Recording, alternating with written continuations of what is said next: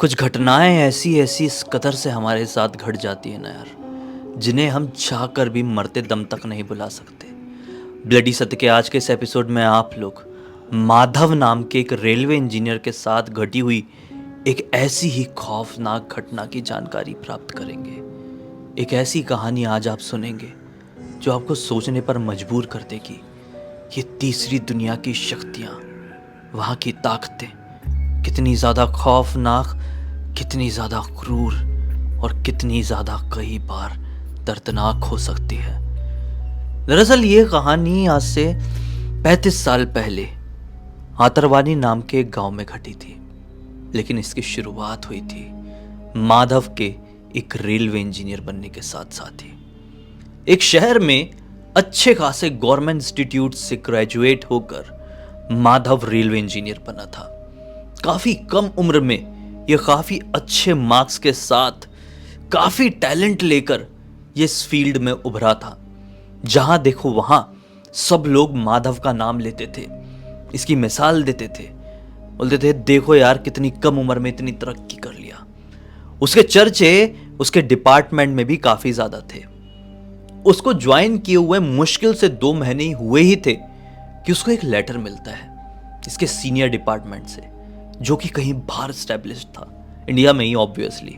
इस लेटर में लिखा हुआ था, माधव, हम आपके टैलेंट को समझते हुए आपको एक बहुत इंपॉर्टेंट काम के लिए कहीं भेजना चाहते हैं। उस जगह का नाम है आतरवानी। दरअसल ये एक ऐसा रेलवे स्टेशन है जो कि काफी समय से एक अजीबो गरीब परेशानी का सामना कर रहा है। हमें यकीन है कि आप अपने टैलेंट की मदद से उस परेशानी को सॉल्व कर पाएंगे। काफी सारे इंजीनियर्स ने इस चीज के ऊपर कोशिश की, लेकिन सारे असफल रहे। हमें यकीन है कि आप वो सब कुछ कर दिखा पाएंगे जो आज तक कोई नहीं कर पाया। आप जब चाहें तब जा सकते हैं, आपके रहने का भी इंतजाम किया जाएगा और आपके ख्याल रखने के लिए एक व्यक्ति भी आपको दिया जाएगा। माधव इतना खुश हो जाता है जिसकी कोई लिमिट नहीं थी, क्योंकि ये एक बहुत बड़ी अपॉर्चुनिटी हो सकती थी माधव के लिए। ज्यादा उम्र नहीं थी और उसकी तुलना इतने बड़े अफसर पुराने इंजीनियर्स के साथ कर रहे थे। माधव ने तुरंत हामी भर दिया इस चीज में और डिसाइड की हुई डेट में ये आतरवानी पहुंच गया। रात के 8 बजे के आसपास ये वहां पर पहुंचा, जहां पर इसको रेलवे डिपार्टमेंट ने क्वार्टर प्रोवाइड कराया था। वहां पर इससे कुछ अधिकारी मिले रात के 8 साढ़े 8 बजे ही इसके आते से ही, और इसको समझाए कि रोज रात में 12 बजे के आसपास अपने आतरवानी रेलवे स्टेशन से एक ट्रेन गुजरती है। उसका ये स्टॉपेज है, लेकिन एक बार यहां पर वो रुकती है, उसके बाद वो स्टार्ट नहीं होती है। उसे स्टार्ट करने में बड़ी मशक्कत लग जाती है। वो इंजन पता नहीं अपने रेलवे स्टेशन में आके अपने आप क्यों खराब हो जाता है।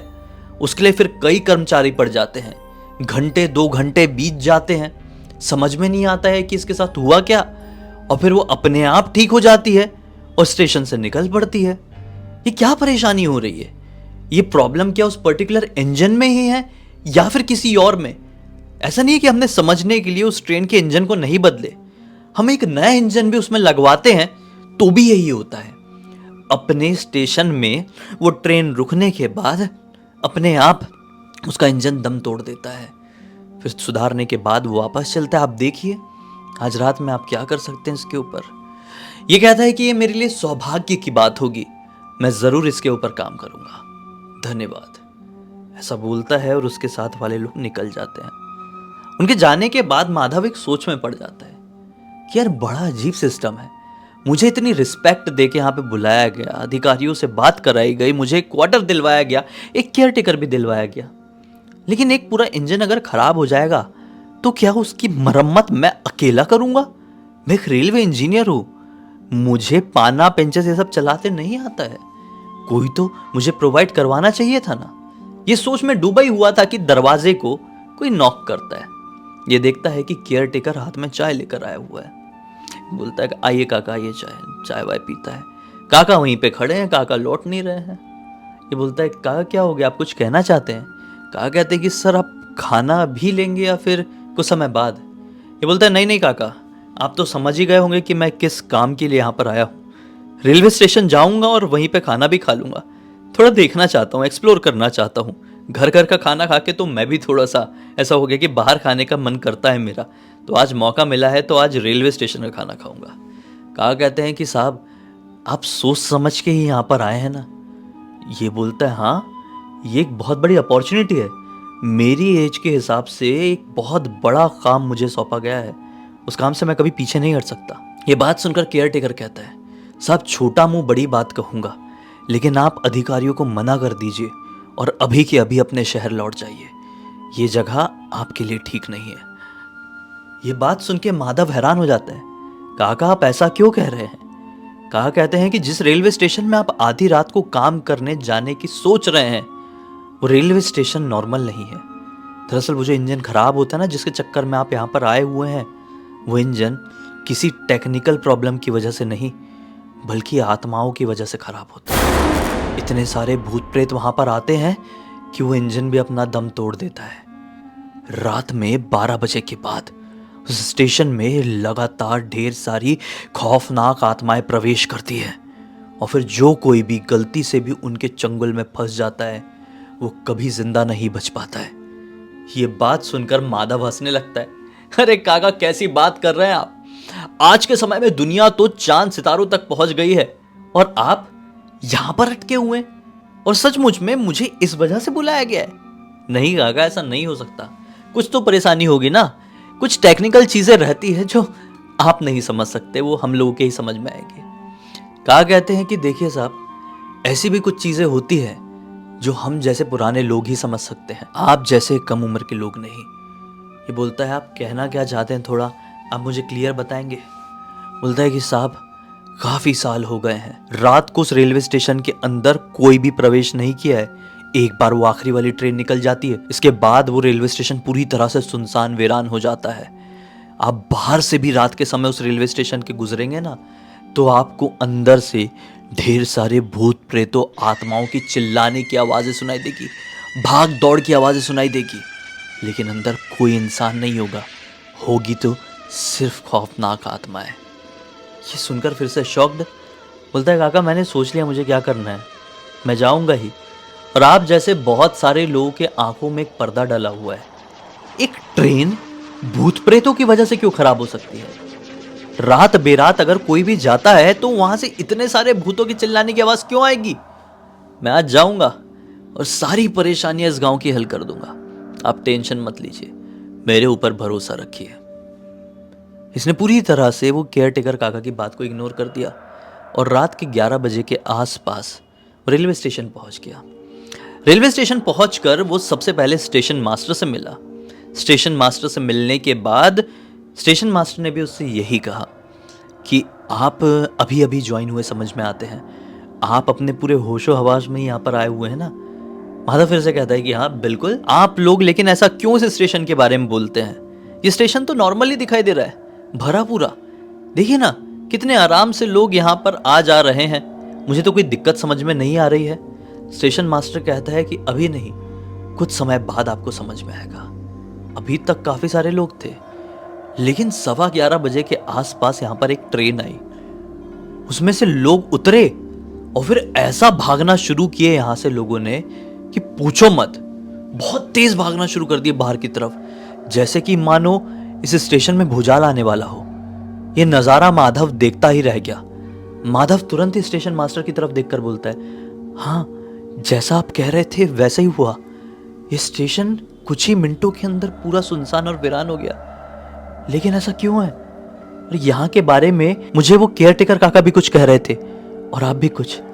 क्या मुझे बता सकते हैं कि इस स्टेशन में ऐसा क्या होता है? वो बताता है कि जब वो आखिरी वाली ट्रेन गुजर जाती है उसके बाद ढेर सारी आत्माएं यहाँ पर प्रवेश करती है और फिर यहाँ पर होता है खौफ का एक खतरनाक नाच।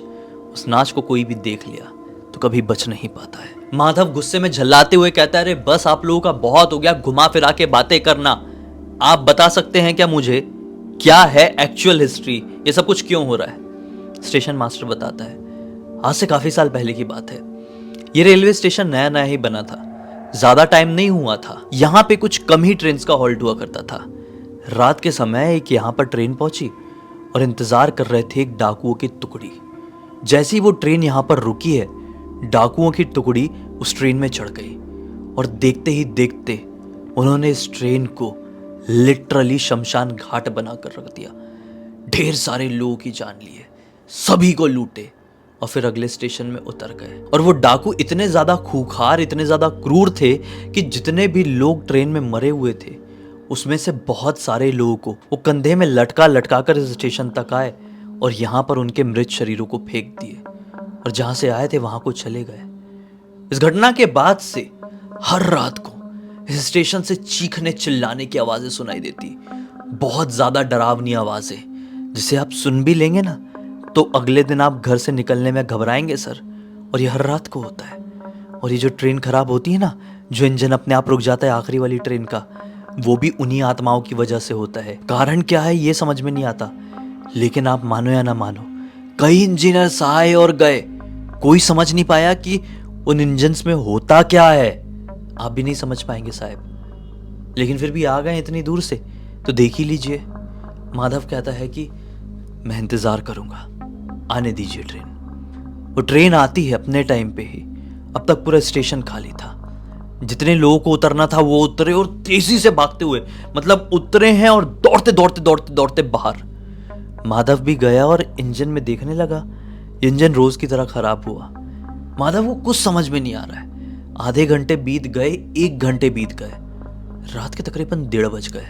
अब स्टेशन मास्टर घबराने लगा, ट्रेन का लोको पायलट भी डरने लगा कि साहब रोज तो इतने बजे तक ये ट्रेन का इंजन अपने आप ठीक हो जाता था, आज क्यों ठीक नहीं हो रहा है। अब यहाँ पर ज़्यादा देर ट्रेन खड़ी रहे ये बेहतर नहीं है। आत्माओं की टोली आती ही होगी, जल्द से जल्द ठीक कर दीजिए साहब, हमें तो बहुत ज़्यादा डर लग रहा है। माधव भी समझ नहीं पा रहा था कि आखिर इस इंजन को हुआ क्या है। सब कुछ तो ठीक समझ में आ रहा है। वो भी अपना बिल्कुल हाथ छोड़ दिया और 10 मिनट तक लगातार सिर्फ ऐसे हाथ बांध के इंजन को देखने के बाद ड्राइवर से कहता है कि अब एक बार स्टार्ट करके देखो। ड्राइवर ने जैसे स्टार्ट किया, ट्रेन स्टार्ट हो गई। माधव की आंखें बड़ी हो गई, माधव घबरा गया। ट्रेन निकली और स्टेशन मास्टर भी अपना सामान उठाकर बाहर की तरफ भागने लगा। सर जल्दी चलिए, आखिरी ट्रेन जा चुकी है, अब कभी भी वो आत्माओं की टोली यहां पर प्रवेश कर सकती है। माधव ने स्टेशन मास्टर को रोक लिया। आप भी इतनी उम्र के होने के बावजूद भी ऐसी धकियानुसी बातों में विश्वास करते हैं? मैं आया हूं इस गांव में, इस गांव की इस स्टेशन की परेशानी जरूर ठीक करूंगा। मैं ऐसा ही इंसान हूं, पेशे से सिर्फ एक इंजीनियर हूं, लेकिन लोगों को एक अंधविश्वास में जीता हुआ देख नहीं सकता मैं। आज आप इसके साक्षी बनिए। कल को सुबह उठ के मैं किसी को भी कुछ भी बताऊंगा कि यहां से जो आवाजें आती है वो किसी भूत की नहीं है, तो मेरी बातों पर कोई विश्वास नहीं करेगा। आप ज्यादा उम्र के व्यक्ति है, इसी गांव के व्यक्ति है।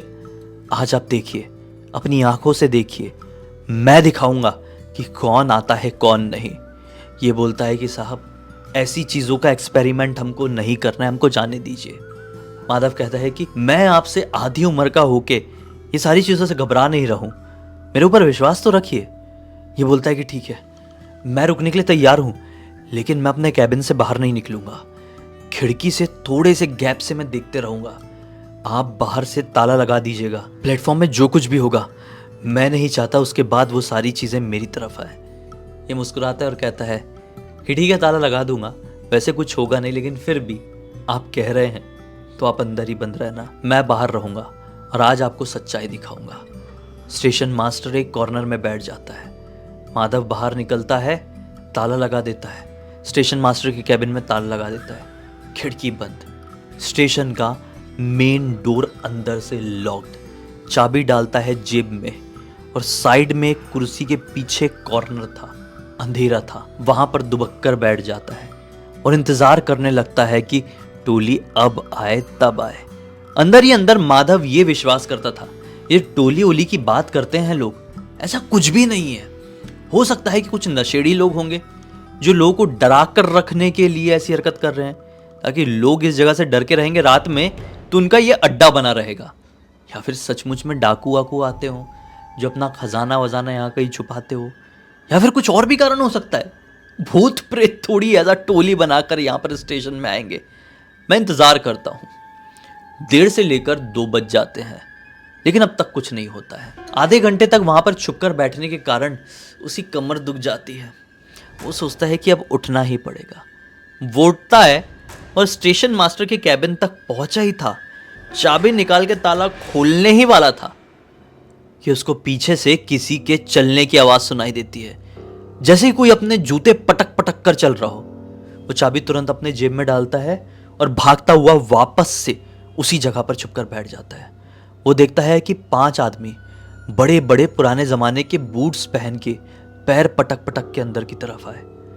ये देखकर उनको हक्का बक्का रह गया, क्योंकि वो लोग तो मेन डोर की तरफ से ही आए, स्टेशन का मेन डोर, स्टेशन का मेन गेट, और इसने स्टेशन के मेन गेट में तो ताला लगा दिया था, अंदर आने का कोई भी साधन नहीं था।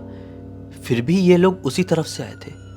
ये शॉक्ड था, इंतजार करना चाह रहा था, देखना चाह रहा था कि अब क्या होता है।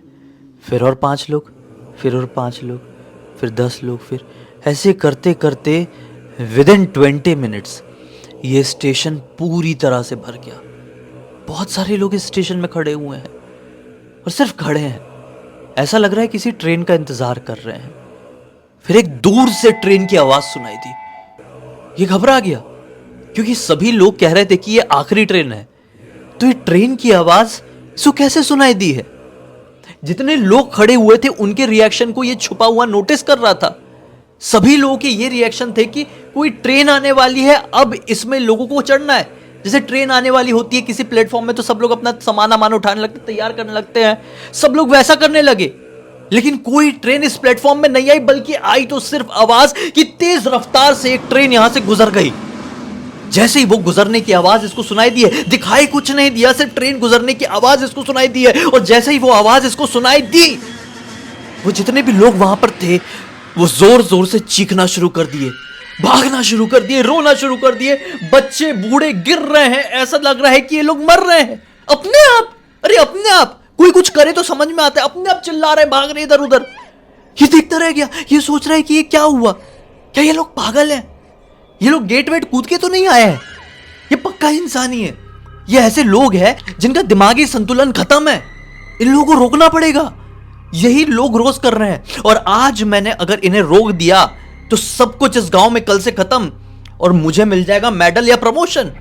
ये इसी चक्कर में उठा। शांत हो जाइए आप लोग, शांत हो जाइए। क्या हुआ, इतना क्यों चिल्ला रहे हैं? देखिए मैं भी इस स्टेशन में और मैं पूरी तरह से नॉर्मल हूं, आपको क्या हो गया? Relax relax. इसका यह कहना हुआ ही है कि पूरे स्टेशन में पिन ड्रॉप साइलेंस। ये सभी लोगों के चेहरे को देखने लगा। जितने भी लोग इस स्टेशन में थे सब इसकी तरफ बढ़ने लगे, सब बढ़ने लगे, चारों तरफ से घेरा बनाकर बढ़ने लगे। जैसे जैसे ये लोग इसकी तरफ बढ़ रहे थे वैसे वैसे उनकी शक्ल और भी ज्यादा खौफनाक होती जा रही थी। कुछ लोगों के कद बढ़ते जा रहे थे तो कुछ लोगों के शरीर, कुछ लोगों का चेहरा बड़ा होते जा रहा था तो कुछ लोगों की आंखें इसकी तरफ बढ़ते गए। ये डरने लगा, लोगों को शांत करने की कोशिश कर रहा है, लेकिन जब बहुत ज्यादा वो लोग नजदीक आ गए इसके पैर वहीं पर जम गए, क्योंकि अब सबके चेहरे बहुत ही ज्यादा खूंखार, खौफनाक, आदमखोर, भूत प्रेत, चुड़ैलों की तरह हो गए थे। जैसे इसके नजदीक आए हैं ये बेहोश वहीं पर गिर गया। स्टेशन मास्टर ये सारा नजारा अंदर अपने कैबिन में छुपे हल्के से गैप से देख रहा था। अब तक इस स्टेशन मास्टर ने इतनी उम्र हो गई थी, सिर्फ यहां के कांड कारनामे सुना ही था, देखा नहीं था। लेकिन जैसे ही वो गिरा ये लोग पलटे, स्टेशन मास्टर के कैबिन की तरफ आना शुरू कर दिए। स्टेशन मास्टर ने अपनी पैंट गीली कर दिया, बोला मेरा भी खेल खत्म, मरना तो था लेकिन ऐसी मौत नहीं। हार मान गया और वहीं पर अपना शरीर छोड़ दिया बेहोश। लेकिन फिर गेट खटखटाने की आवाज आई, ठंग ठंग ठंग ठंग ठंग ठंग ठंग ठंग ठंग। स्टेशन मास्टर जागा, बाहर खिड़की खोल के देखा, सुबह हो चुकी थी, नजारा बहुत क्लियर था। हड़बड़ाते हुए जोर से दरवाजा खटखटाया, खोलो खोलो मैं अंदर हूं, खोलो खोलो खोलो खोलो। फिर कोई गेट वेट कूद के आया होगा अंदर, ताला तोड़ा गया, स्टेशन मास्टर को बाहर निकाला गया। स्टेशन मास्टर तुरंत ही भाग के उस तरफ गया, देखा कि वहां पर माधव पड़ा हुआ है, अभी तक पड़ा हुआ है। अब तक पड़ा हुआ है, मतलब माधव बचा नहीं। माधव के शरीर को छुआ तो बर्फ की तरह ठंडा हो चुका था। नब्ज नहीं चल रही थी, होंठ सूख चुके थे, मुंह खुला हुआ था, दिल की धड़कनें बंद थी। वो तुरंत ही उस आदमी की मदद से माधव को उठाया और नज़दीकी हॉस्पिटल में पहुंचाया। हॉस्पिटल में माधव को मृत घोषित कर दिया गया। कुछ ही घंटे में ये बात जंगल में लगी हुई आग की तरह पूरे गांव में फैल गई और सभी लोगों को पता चल गया कि कितना दर्दनाक कांड उस कम उम्र के इंजीनियर के साथ हो गया। इस दिन के बाद उस आदमी ने, उस रेलवे स्टेशन मास्टर ने अपनी जॉब से इस्तीफा दे दिया। बोला मैं चाहता तो उस बच्चे को रोक सकता था, लेकिन नहीं रोका। शायद मैं भी ये सब कुछ देखना चाह रहा था। अब चाहकर भी मेरा ईमान यहाँ पर काम करने मुझे नहीं देगा। और चलो, ईमान को मारकर मैंने काम कर भी लिया, और ऐसा मेरे साथ कल को कुछ हो गया तो मेरे बच्चों को कौन देखेगा। समय बीत गया, सब कुछ बदल गया। वो स्टेशन अब शायद पूरी तरह से नॉर्मल हो गया, या फिर वो स्टेशन अब रेलवे ट्रैक्स के नक्शे में है भी या नहीं, पता नहीं। लेकिन इस घटना की जानकारी उस स्टेशन मास्टर ने अपने पोते को दिया, और उनके पोते ने मुझे इंस्टाग्राम पर लिख कर भेजा। उनके पोते ने अपना नाम बताने से मुझे मना किया, बोला कि माधव ही कह देना। तो यही कहना चाहूँगा कि जो कुछ भी हुआ वो बहुत ज़्यादा खौफनाक हुआ। भगवान ना करे ऐसा कुछ किसी के साथ कभी हो, लेकिन इससे एक बहुत अच्छी हमको सीख मिल गई। खैर, इसी एक नोट के साथ इस कहानी का अंत करते हैं। अब तक इस वीडियो को देख लिए तो लाइक ज़रूर कर देना, चैनल को सब्सक्राइब करके बेल आइकन दबा के ऑल के ऑप्शन में क्लिक करना, क्योंकि इसी तरह के हैरान कर देने वाले खौफनाक वीडियोस डेली आप लोग के सामने लेके आता रहता हूँ। इंस्टाग्राम की लिंक इस वीडियो के डिस्क्रिप्शन बॉक्स में जाए, क्लिक करके डायरेक्टली वहाँ पर पहुंच जाना। और इसी तरह की कोई भी कहानी, टॉपिक या जानकारी आप लोग के पास भी है तो लिख भेजना। हो सकता है मेरा अगला वीडियो कल आपके हिसाब से ही बन रहा हो। तो चलिए, कल फिर से मिलता हूँ। तब तक के लिए बहुत बहुत धन्यवाद। आपका दिन शुभ हो।